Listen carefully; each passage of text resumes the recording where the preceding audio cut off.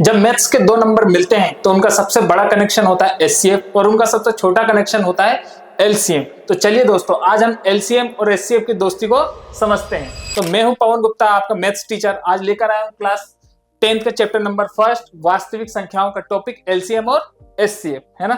तो आइए देखते हैं, है ना। तो सबसे पहले हम ये समझते हैं बच्चों कि एलसीएम और एचसीएफ होता क्या है ना। एलसीएम और एचसीएफ होता क्या है, तो सबसे पहले आप देखो एलसीएम, है ना। एलसीएम, एलसीएम क्या होता है, जिसका फुल फॉर्म होता है बच्चों लोएस्ट कॉमन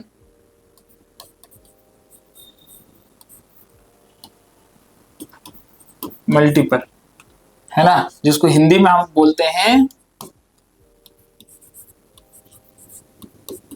लघुत्तम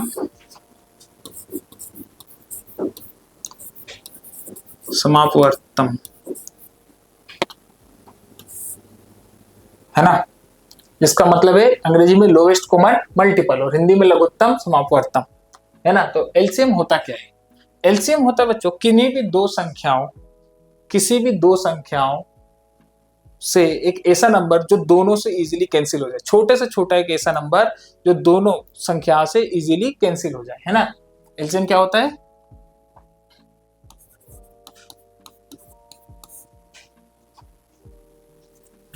जैसे चलिए एक एग्जांपल समझाने की कोशिश करता हूँ, है ना। जैसे मान लो बच्चों कहीं पे लिखा हो 4 लिखा हो और 14 लिखा हो और पूछा हो कि इसका एलसीएम क्या होगा। तो हम सबसे पहले देखेंगे बच्चों कि 4 का प्राइम फैक्टराइजेशन क्या होगा, है ना। प्राइम फैक्टराइजेशन क्या होगा, तो क्या होगा 2 गुने 2। अब ये आप कैसे निकालोगे, आपकी इच्छा हो तो आप ऐसे कर सकते हो। ये तो छोटी संख्या थी बच्चों, अगर कोई बड़ी संख्या होगी तो हम ऐसे ही निकालते हैं, है ना। 2 और 2 एकम 2, तो इसका उत्तर होगा 4 का क्या 2 गुने 2, है ना। और 14 का क्या होगा बच्चों, इसका भी आप ऐसे ही निकाल सकते हो। 2 से करोगे 7, 7 एकम 7, तो 14 का क्या होगा 2 गुने 7, समझ गए। तो 2 गुने 7, है ना। तो एलसीएम में हम एक ऐसा नंबर लेते हैं जो 4 और 14 दोनों से कैंसिल हो जाए। बस शर्त ये है कि वो छोटे से छोटा ऐसा होना चाहिए, है ना। ऐसा मैं क्यों बोल रहा हूँ आगे अभी आपको मैं समझाऊंगा। कि देखो सबसे पहले अब मैं इसमें क्या बनाऊंगा, पेयर, हाईएस्ट पावर वाले को लेते हैं हम, है ना। हमेशा क्या करते हैं, हाईएस्ट पावर वाले को लेते हैं। तो यहाँ 2 की पावर हाईएस्ट कितनी है 2, यहाँ 2 की पावर कितनी है बच्चों हाईएस्ट 1, और 7 की भी पावर 1। एक तो ये तरीका ऐसे समझ लो। तो 2 की पावर अगर मैं हाईएस्ट पावर को लूंगा तो मैं किसको लूंगा, इस वाले 2 को, है ना। और 7 तो यहाँ है नहीं तो मैं इस वाले 7 को लूंगा 1, जिसका उत्तर मेरा क्या हो जाएगा 2 का पावर 2 है, इसका मतलब 4 गुने 7, उत्तर होगा 28। तो 28 हमारा क्या है 4 और 14 दोनों का एलसीएम, है ना। ये छोटे से छोटा एक ऐसा नंबर है 28 जो 4 से भी भाग चला जाएगा और 14 से भी, है ना। अब आप बोलोगे कि सर 56 भी तो जाएगा, है ना, 112 भी तो जाएगा, लेकिन बच्चों वो छोटे से छोटा नहीं होगा। वो ये बात सही है कि वो 4 से भी कैंसिल हो जाएगा और 14 से भी कैंसिल हो जाएगा, लेकिन वो छोटे से छोटा नहीं होगा, है ना। इसलिए हम 56 और 112 को 4 और 14 के एलसीएम नहीं बोल सकते। हम किसको बोलेंगे 28 को, क्योंकि हमारी जो डेफिनेशन है एलसीएम की वो क्या कहती है, वो ये कहती है कि ऐसा छोटे से छोटा नंबर, है ना, ऐसा छोटे से छोटा नंबर जो दोनों संख्याओं से इजीली कट जाए। यहाँ 3 संख्याएं भी हो सकती है, 4 भी हो सकती है ना। तो 28 एक ऐसा नंबर है जो 4 से भी कैंसिल हो जाएगा इजीली, है ना, और 14 से भी हो जाएगा। तो इसलिए हम इसको क्या बोलेंगे एलसीएम। एलसीएम लेने का तरीका ये है कि जो हमारे जो, या तो ये भी तरीका है, ये भी आप कर सकते हो। यहाँ था 2 गुने 2, यहाँ था 2 गुने 7, तो एक तो ये पेयर बनेगा उसको लिख लो, जो ना पेयर बने उसको लिख लो, और ये 7, तो ये भी हमारा 28 ही देगा, है ना।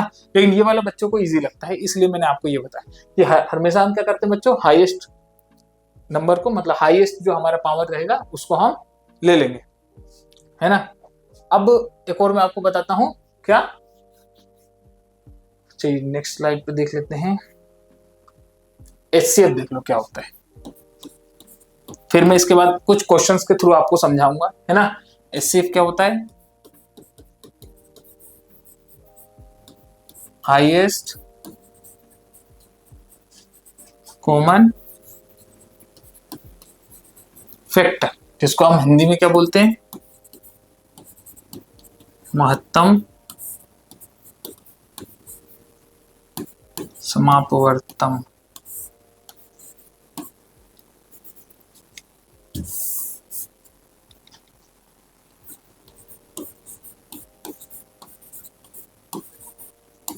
महत्तम समापवर्तम। एचसीएफ का क्या मतलब है, हाईएस्ट कॉमन फैक्टर का। तो अब वो भी मैं एग्जांपल के थ्रू समझाता हूँ। एग्जांपल से इसलिए बता रहा हूँ क्योंकि एग्जांपल से बच्चों इजीली आ जाता है ना। अब इसमें भी जैसे मान लो वहां लिया था हमने 4 और 14, तो यहाँ भी ले लेते हैं। 4 का हमने फैक्टर क्या देखा था बच्चों, 2 गुने 2। 14 का क्या देखा था, 2 गुने 7। अब एचसीएफ में ऐसा होता है कि ऐसा बड़े से बड़े नंबर जो 4 और 14 दोनों को इजीली डिवाइड करते हैं, उसको हम एचसीएफ बोलेंगे, है ना। तो ऐसा बड़े से बड़ा नंबर जो 4 को भी डिवाइड कर दे और 14 को भी डिवाइड कर दे, तो उसके लिए हम क्या करते हैं, इसमें हम ये नहीं देखते कि सबसे बड़ी घात किसकी है वो लेंगे, हम यहाँ बस देखते हैं कि पेयर कितने बन रहे हैं ना, जो दोनों में है। तो दोनों में क्या है, 2 और बस 2 है, ये वाला 2 अकेला है तो हम इसको नहीं लेंगे। तो यहाँ 7 है तो इसको भी नहीं लेंगे, हम जो एक पेयर बन रहा है उसी को लेंगे। जैसे एक और एग्जांपल लूँ मैं तो आपसे, तो जैसे बोल सकता हूँ, जैसे मान लो कहीं पर है 12 और कहीं पर है 28, है ना। तो 12 का क्या होगा, 2 गुने 3, ये आप करके भी देख सकते हो। और 28 का क्या होगा, 2 गुने 7। तो यहाँ पे देखो एक पेयर आपका ये बन रहा है ना, एक पेयर ये बन रहा है। अभी आप घबराइएगा नहीं, क्यों, क्योंकि ये छोटी संख्या है। अगर बड़ी संख्या रहेगी तो आप इसको ऐसे करके देख लेंगे, है ना। जैसे अभी मैंने डायरेक्ट करा, लेकिन आप इसको ऐसे करके देख सकते हो। जैसे 28 है, 2 से करोगे तो 14, फिर 2 से करोगे तो 7, और 7 से करोगे तो 1, है ना। ऐसे आप करके उसको इजीली देख सकते हो, है ना। 12 के लिए क्या करा आपने, 2 गुने 3। 28 के लिए 2 गुने 7, है ना। तो यहाँ पर भी देखो, अब आपके यहाँ पे 2 पेयर बन गए। यहाँ पर भी 3 अकेला, अगर 3 यहाँ पर होता तो मैं ले लेता, पर यहाँ पर 3 नहीं है। 7 यहाँ पर होता तो फिर 7 का भी एक पेयर बनता, लेकिन वो नहीं है। तो हम इस यहाँ पर सिर्फ क्या लेंगे, एक तो ये पेयर। अब याद रखना कि ये नहीं कि ये 4 बार हम लिख देंगे 2 को, यहाँ एक पेयर को हम एक बार ही लिखेंगे और इसको भी एक बार, है ना। तो हमारा उत्तर आया 4। हमारा एचसीएफ 12 और 28 का एचसीएफ क्या होगा बच्चों, 4, जो कि हमारा इजीली 12 को भी कैंसिल कर देगा और 28 को भी कर देगा। तो बड़े से बड़ा एक ऐसा नंबर जो हमारे संख्याओं को इजीली डिवाइड कर दे। तो 12 और 28 का क्या हुआ, 4। 4 तिया 12, 4 सत्ते 28, समझ गए। तो ये बड़े से बड़ा नंबर है। अब इससे बड़ा कोई ऐसा नहीं है कि जो 6 को 12 कर दे। अगर आप मान लो बोलोगे 6, तो 6 देखो 12 को तो कर देगा, लेकिन 28 को नहीं कर पाएगा। अगर मान लो बच्चों आपने बोल दिया 7, तो 7 तो 28 को तो कर देगा, लेकिन 12 को नहीं कर पाएगा। हमारी शर्त ये है बच्चों कि दोनों संख्याओं को करना चाहिए, उसी को हम एचसीएफ बोलेंगे, है ना, क्योंकि हम इन दोनों संख्याओं को ले रहे हैं एचसीएफ, समझ रहे हो। तो आपको एचसीएफ और एलसीएम तो समझ में आया होगा, है ना। तो अब मैं कुछ एग्जांपल्स के थ्रू आप लोग को समझाने की कोशिश करता हूँ। जैसे यहाँ पे देखिए क्या है, संख्या 6 और 20 के अभाज्य गुणनखंड विधि से एचसीएफ और एलसीएम ज्ञात कीजिए, है ना। तो अभाज्य गुणनखंड विधि क्या है, उसी को हम प्राइम फैक्टराइजेशन बोलते हैं। जैसे 6 को, है ना, 6 का भी मैं अभाज्य गुणनखंड लूंगा। तो 6 को देखो ऐसे करोगे, समझ गए। तो क्या हुआ, 2 गुने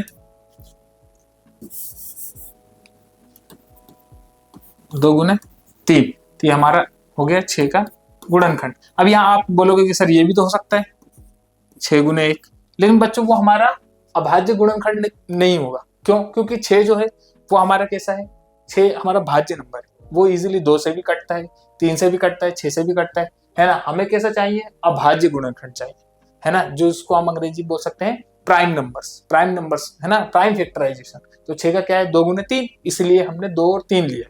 हम यहाँ 6 नहीं ले सकते, बहुत बार बच्चे ऐसा बोलते हैं, पर वो गलत माना जाएगा, है ना, क्योंकि हमारा प्रश्न क्या कह रहा है, अभाज्य गुणनखंड लेने के लिए, है ना। तो मैं 6 का क्या लिख सकता हूँ, 2 गुने 3। ठीक वैसे ही 20 का 200 करोगे 10, 200 करोगे 5, फिर 5 से करोगे 1, तो 2 गुने 5, 2 गुने 5, है ना। अब यहाँ पर देखो ऐसा कर सकते हो, तो यहाँ मैक्सिमम पावर 2 की कितनी है, 1, है ना, और 3 की भी 1, यहाँ पे कितनी है 2 की पावर मैक्सिमम 2 और 5 की पावर 1। तो मैंने क्या बोला था आपसे कि एलसीएम लेते टाइम हम मैक्सिमम पावर को लेते हैं, ठीक है। एलसीएम एलसीएम लेते टाइम लोएस्ट कॉमन मल्टीप्लिकेशन या फिर लघुत्तम समापवर्तन लेते टाइम हम क्या करते हैं बच्चों, अभी मैंने पिछले स्लाइड्स पे आपको बताया था कि हम हमेशा मैक्सिमम पावर को लेते हैं। तो 2 की पावर देखो मैक्सिमम कहाँ पर है, यहाँ पर है ना, तो 2 की पावर 2। अब 3 की पावर मैक्सिमम कितनी है वो देख लो, तो 3 की पावर 1 और यहाँ 5 की पावर 1। अब इसको आप हल करोगे तो 2 गुने 2 गुने 3 गुने 5 कितना हो जाएगा बच्चों इसका 60 उत्तर। तो 60 आपका क्या हुआ एलसीएम हो गया, है ना। ठीक वैसे एचसीएफ का बताया था महत्तम समापवर्तन, है ना, जिसका हिंदी अनुवाद क्या होगा महत्तम समापवर्तन।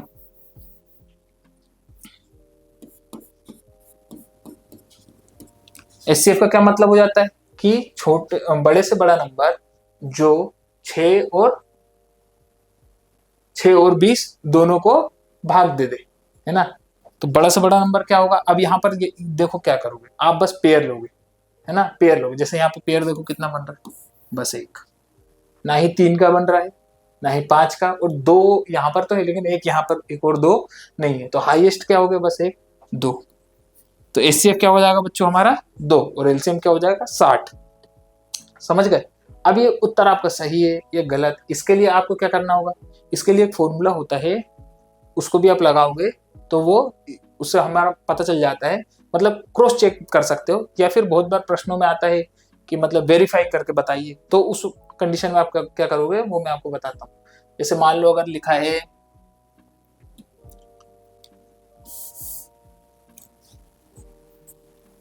एलसीएम हमारा क्या आया था बच्चों यहाँ पे 6 और 20 का 60, है ना, और एचसीएफ क्या आया था बच्चों आया था हमारा 2, है ना। तो क्रॉस चेक करने के लिए क्या करते हैं प्रथम संख्या, ये फॉर्मूला है ना, ये आप याद रखना, गुने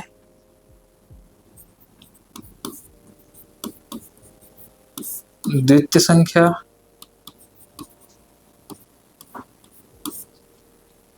बराबर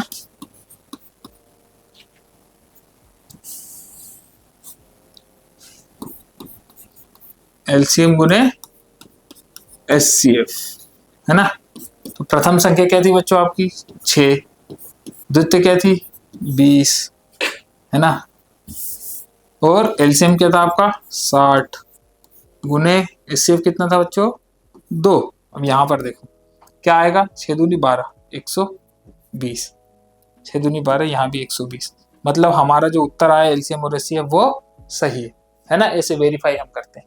ये जो आपका परिमेय है ये आपको याद होना चाहिए, है ना। अब देखो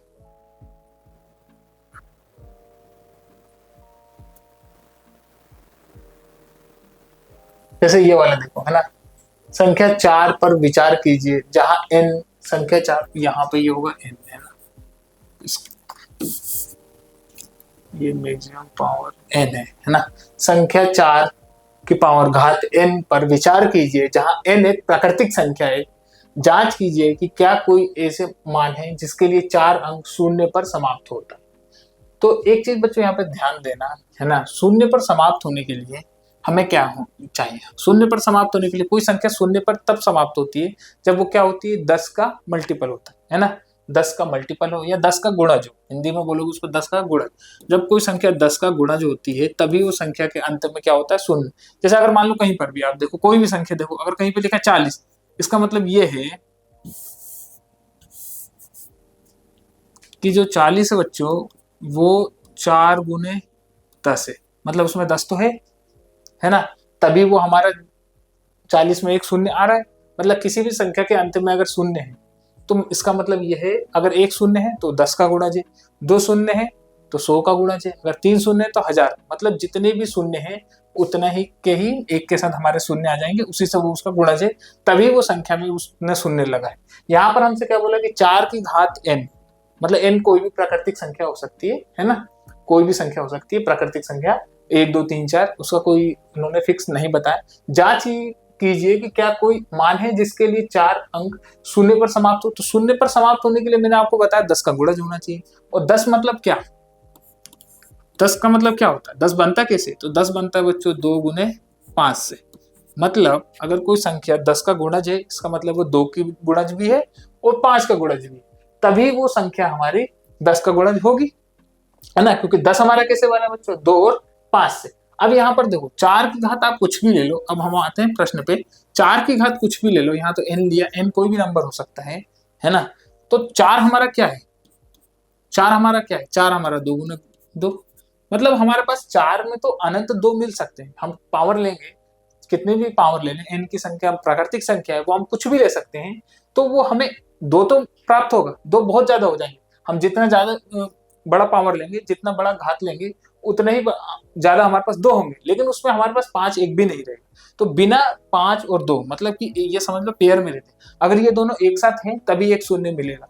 तो जब है ही नहीं, यहाँ पर एक भी 5 नहीं है बच्चों, तो यहाँ पर शून्य हमें प्राप्त नहीं होगा। मतलब इसका मतलब ये हुआ कि 4 की पावर आप कुछ भी ले लो, है ना, n एक प्राकृतिक संख्या, प्राकृतिक तो कुछ भी होता है, 1 2 3 4, एक के बाद अनंत, आप कितनी भी ले लो, है ना, वो कभी हमारा एक शून्य पर समाप्त नहीं होगा। तो उत्तर हमारा क्या है कि 4 की घात n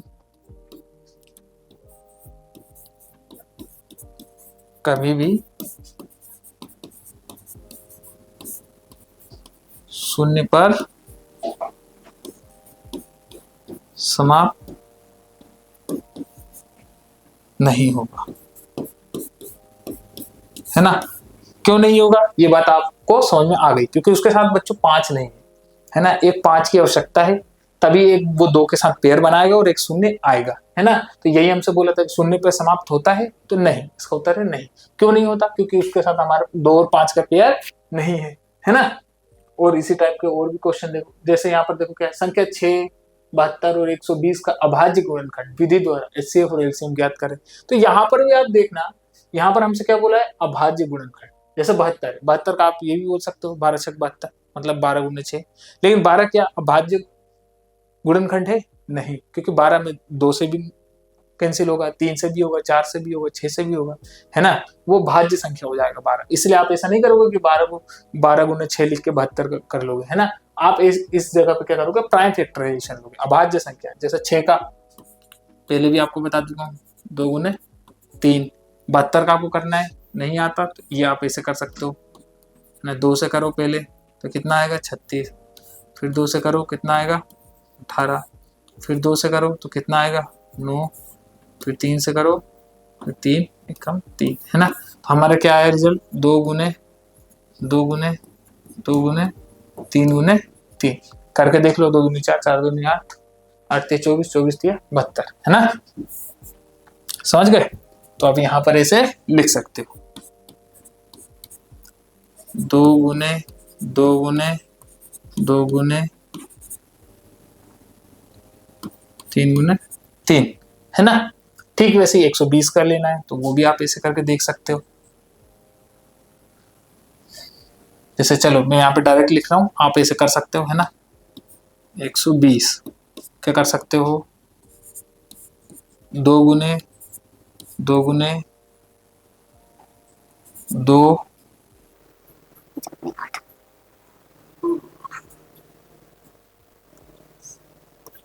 3 गुने 5, है ना। 2 दूनी 4 4 दूनी 8 8 3 24 और 24 गुने 5 करोगे तो 120। अब यहाँ पर भी देखो आपको क्या निकालना है बच्चों, एचसीएफ और एलसीएम। तो एचसीएफ के लिए तो मैंने आपको बताया था कि जितने पेयर बनेगा वही आपका होगा। जैसे यहाँ पर देखो तो 2 का पेयर बन गया और एक हमारा बन गया बच्चों ये 3 का, है ना। यहाँ पर बाकी ना ही क्या है, ना ही 2 है ना ही 3 है, बस एक ही पेयर है, तो ये आपका एचसीएफ हो जाएगा। जितना पेयर बनता है उतना ही, है ना। तो एचसीएफ क्या हो जाएगा, 2 गुने 3, मतलब उत्तर क्या है हमारा 6। 6 एक ऐसा बड़े से बड़ा 6 एक ऐसा नंबर है जो हमारा 6 72 और 120 को क्या कर दे बच्चों, काट दे, कैंसिल कर दे, इसलिए हम एचसीएफ हमने क्या बनाया, 6 आया। ठीक, ऐसी एलसीएम हम निकालेंगे। अब एलसीएम के लिए बच्चों हम क्या करते हैं, आपको मालूम है, एक तो ये तरीका है कि हम इसका मैक्सिमम पावर लिख दें, 2 की मैक्सिमम पावर 1, 3 की मैक्सिमम पावर भी 1 है यहाँ पर। ठीक, वैसे 72 के अभाज्य गुणनखंड में भी आप देखोगे तो 2 का जो मैक्सिमम पावर है वो है 3, 3 का मैक्सिमम पावर है 2। ठीक, वैसे ही 120 में भी आप देखोगे 2 की मैक्सिमम पावर कितनी दी है बच्चों, 3, 3 यहाँ 3 का मैक्सिमम पावर कितनी है, 2 है ना। और यहाँ पर एक तो 2 की मैक्सिमम पावर 3 और एक 3 का और एक 5 का। ठीक है, तो अब हमें क्या लेना था एलसीएम में, हमें लेना था मैक्सिमम पावर। तो 2 की मैक्सिमम पावर आप देखो कितना है, 3, तो मैं ले लूंगा 2 की पावर 3। 3 की मैक्सिमम पावर कितनी है बच्चों, 2, तो मैं ले लूंगा 2। एक वेक वाले को हमें नहीं लेना, हमें जो मैक्सिमम है ना उसी को लेना है। तो 5 की मैक्सिमम पावर कितनी है बच्चों, 1 है ना। तो अब मैं 2 को क्या लिख सकता हूँ, 2 गुने 2 गुने 2, 3 गुने 3 गुने 5। ठीक है, अब मैं इसका सबका रिजल्ट निकालूंगा तो क्या आएगा, 2 दूनी 4, 4 दूनी 8, 8 दिया 24, 24 दिया 72, 72 गुने 5 करोगे तो क्या आएगा, 360 है ना। तो 360 एक ऐसी संख्या है जो हमारा 6, 72 और 120 का क्या है बच्चों, ये एलसीएम है ना। और ये हमारा एचसीएफ है। आप चाहो तो इसको भी हमारा जो फॉर्मूला था, प्रथम संख्या द्वितीय संख्या एवं तृतीय संख्या का गुणज और इनका एलसीएम एचसीएफ का गुणज आप निकालोगे, अगर एलएचएस और आरएचएस हमारा दोनों इक्वल आएगा तो इसका मतलब है कि हमारा उत्तर सही आया और वो हमारा जो प्रूफ करना था वो भी हमारा प्रूफ हो गया कि हमने जो एलसीएम निकाला और एचसीएफ निकाला वो सही है। ठीक है, और इसी टाइप का क्वेश्चन देखो क्या है, व्याख्या कीजिए कि 7 गुने 11 गुने 13 प्लस 13 और 7 गुने 6 गुने 5 गुने 4 गुने 3 गुने 2 गुने 1 प्लस 5 भाज्य संख्या क्यों है। तो सबसे पहले आपको मालूम होना चाहिए भाज्य और अभाज्य क्या है। तो ये मैं आपको बता ही चुका हूँ कि भाज्य क्या है, वो संख्याएं जिसका गुणज खुद के सिवा, मतलब वो संख्या एक और भी दूसरे नंबर हो तो वो हमारे भाज्य हो जाते हैं। जैसे 6 क्या है बच्चों, वो 2 का भी है, 2 से भी कैंसिल होता है, 3 से भी होता है, 6 से भी होता है, 1 से भी होता है, तो वो हमारे भाज्य की कैटेगरी में आएगा।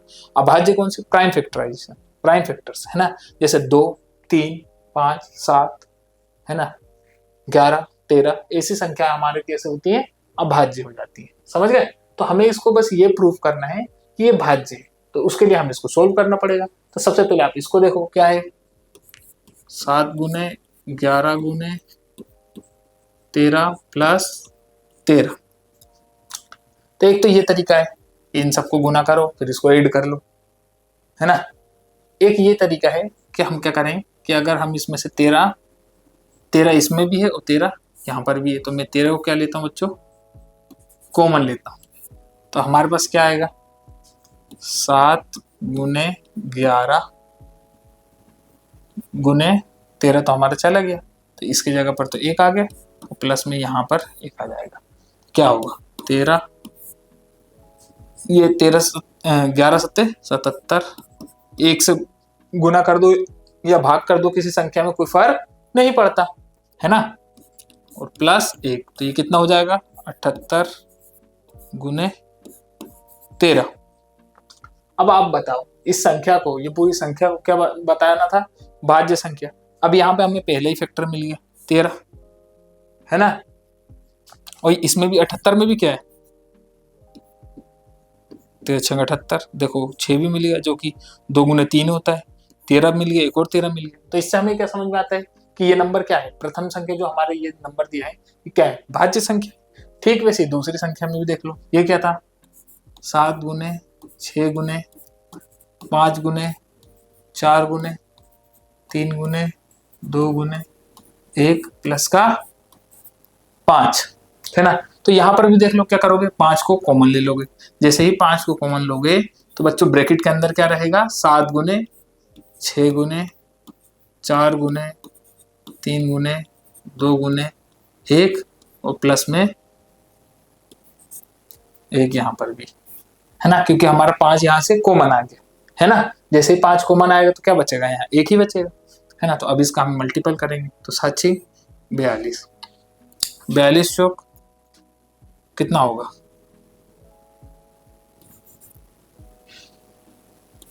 42, 42 4 दूनी 8, 4 चौक 16।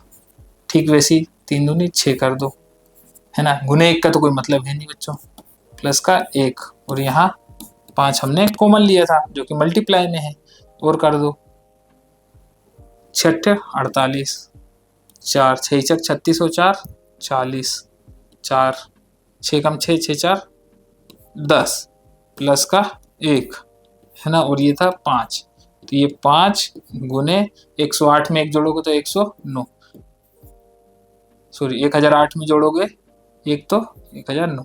अब यहाँ पर देखो, जो हमारी ये पूरी संख्या थी 5 का गुणज है ना, ये संख्या 5 का गुणज है, 1009 का गुणज है, 1 का भी गुणज है, जो भी इसका रिजल्ट आएगा वो, है ना। तो मैं क्या इसको कह सकता हूँ कि यह भाज्य, नहीं, ये हमारा भाज्य है, क्योंकि ये 5 का गुणज भी है ना, 1009 का गुणज भी है ना, समझ गए। तो इसलिए ये हमारी दोनों संख्याएं कैसी हैं, भाज्य संख्या है, संख्या ये पहली और दूसरी, समझ गए। ठीक वैसे ही एक देख लो, एक और क्वेश्चन क्या है, किसी खेल के मैदान के चारों ओर एक वृत्ताकार पथ है ना, किसी खेल के मैदान के चारों ओर एक वृत्ताकार पथ है, इस मैदान का एक चक्कर लगाने में सोनिया को 18 मिनट लगते हैं, जबकि इसी मैदान का एक चक्कर लगाने में रवि को 12 मिनट लगते हैं। मान लीजिए वे दोनों एक ही स्थान और एक ही समय पर चलना प्रारंभ करके एक ही दिशा में चलते हैं, कितने समय बाद में पुनः प्रारंभिक स्थान पर मिलेंगे, है ना। तो क्वेश्चन में आपको समझाता हूँ पहले कि क्वेश्चन क्या बोलना चाह रहा है, क्या पूछना चाह रहा है, कि ये हमारा मैदान है ना, और इस ये वृत्ताकार हमारा मैदान है, ठीक है, और एक हमारे पास क्या है, कौन है, सोनिया है।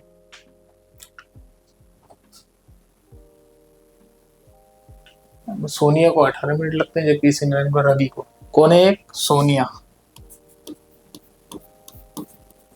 है ना। सोनिया एक चक्कर लगाने में कितना ले रही है बच्चों, 18 मिनट, और रवि एक चक्कर लगाने में कितना ले रहा है बच्चों, 12 मिनट, है ना। अब ये दोनों एक ही स्थान पे स्टार्ट करते हैं, मान लो ये दोनों यहाँ से स्टार्ट करते हैं, ये इनका स्टार्टिंग पॉइंट है ना। जब ये यहाँ से घूमकर यहाँ आएंगे तो ये इनका एक चक्कर हो जाएगा, है ना। अब ये कहना चाह रहे हैं कि बताओ, जब ये दोनों स्टार्ट करते हैं तो कितने मिनट के बाद दोबारा मिलेंगे, है ना। अब आपको लगेगा कि दोबारा क्यों मिलेंगे, दोबारा इसलिए मिलेंगे क्योंकि ये एक ही पथ पर चल रहे हैं और वो एक सर्कुलर पथ है, कहने का मतलब वृत्ताकार है। वृत्ताकार पथ पे हमारा जो फाइनल रिजल्ट होता है, अगर हम जिस स्थान से दौड़ना स्टार्ट करते हैं उसी स्थान पर अगर एक चक्कर के बाद आ जाते हैं तो हमारा जो एफर्ट है वो समझ लो 0 हो गया, क्यों, क्योंकि हम जहां से स्टार्ट किए थे हम वहीं पर आ गए, है ना। तो सोनिया भी वही करेगी, एक चक्कर लगाएगी, है ना। सोनिया की एनर्जी तो चली गई, लेकिन सोनिया अपने मतलब पाथ से वो उसका डिस्प्लेसमेंट हुआ नहीं, वो उसी पथ पे उसी जगह पर आ गए जहां से उसने स्टार्ट किया था। रवि भी गया, रवि भी उसी पथ पर जगह पे आ जाएगा 12 मिनट बाद, है ना। यहाँ पे रवि हमारा कंप्लीट कितने में कर रहा है, 12 मिनट में, सोनिया 18 मिनट। इसका मतलब ये है कि रवि 12 मिनट मतलब सोनिया से 6 मिनट पहले कंप्लीट कर रहा है एक राउंड, इसका मतलब रवि तेज दौड़ रहा है सोनिया से, है ना। अब एक राउंड के बाद रवि कुछ मान लो यहाँ आ जाएगा तो सोनिया हमारी कुछ यहाँ पीछे रहेगी ऐसे, है ना, एक राउंड के बाद। इसका मतलब यही है रवि क्योंकि जल्दी खत्म करेगा, है ना। तो हमें बताना है कि दोनों कब मिलेंगे, तो उसके लिए हम लेंगे बच्चों एलसीएम, है ना। एलसीएम किसका लेना है हमें, 18 और 12 का। तो हम 18 के लिए क्या करेंगे, हम इसका प्राइम फैक्टराइजेशन लिखेंगे, है ना, अभाज्य से। तो क्या होगा, 2 गुने 3 गुने 3, 12 का क्या होगा, 2 गुने 2 गुने 3, ठीक है। तो अब मैंने आप लोग से क्या बोला था, मैक्सिमम पावर लेना हमेशा। तो 2 की पावर यहाँ पे 1 है और 3 की पावर 2, यहाँ पे क्या है, 2 की पावर 2 है और 3 की पावर 1, है ना। तो एलसीएम लेने के लिए हम क्या करते हैं, हमेशा मैक्सिमम पावर लेते हैं। 2 की मैक्सिमम पावर कितनी है बच्चों, ये 2, और 3 की पावर भी ये वाली 2, यहाँ पे हम इसको लेंगे और इसको लेंगे, है ना। तो हमारा क्या आया, 2 गुने 2, 3 गुने 3, तो कितना आएगा 36। मतलब कि 36 मिनट के बाद सोनिया और रवि एक ही स्थान पर मिलेंगे। तो अब देखो यहाँ पर तो आपको करते करते समझ में आएगा कि एलसीएम लेना है कि एचसीएफ, है ना, लेकिन मैं आपको बताता हूँ कैसे समझना है। अब 36 मिनट जो हमारा आया, इसका मतलब ये हुआ बच्चों कि 36 मिनट के बाद रवि का देखो कितने राउंड कंप्लीट हो जाएंगे। 36 मिनट के बाद रवि के 3 राउंड कंप्लीट होंगे, मतलब 3 राउंड कंप्लीट करके उसका एंड पॉइंट यहीं पर आकर रवि रहेगा, है ना, 3 राउंड। और सोनिया 18 मिनट में 1 राउंड लेगी, तो 2 राउंड 36 मिनट में लेके वो भी आ जाएगी। तो जस्ट 36 मिनट के बाद वो दोनों एक ही पॉइंट पर मिलेंगे। समझ गए? उम्मीद है आपको ये समझ में आया होगा, है ना। तो बच्चों एलसीएम और एचसीएफ सिर्फ सिलेबस का पार्ट नहीं है, ये एक दोस्त की तरह हो गए, एक दूसरे को समझने वाले, है ना। पढ़ते रहो, समझते रहो। उम्मीद है आपको ये वीडियो अच्छी लगी है। अच्छी लगी तो लाइक करें, शेयर करें, सब्सक्राइब करें, और इसको और डिटेल में आप पढ़ना चाहते हैं तो फ्यूके एजुकेशन डाउनलोड करें। Thank you.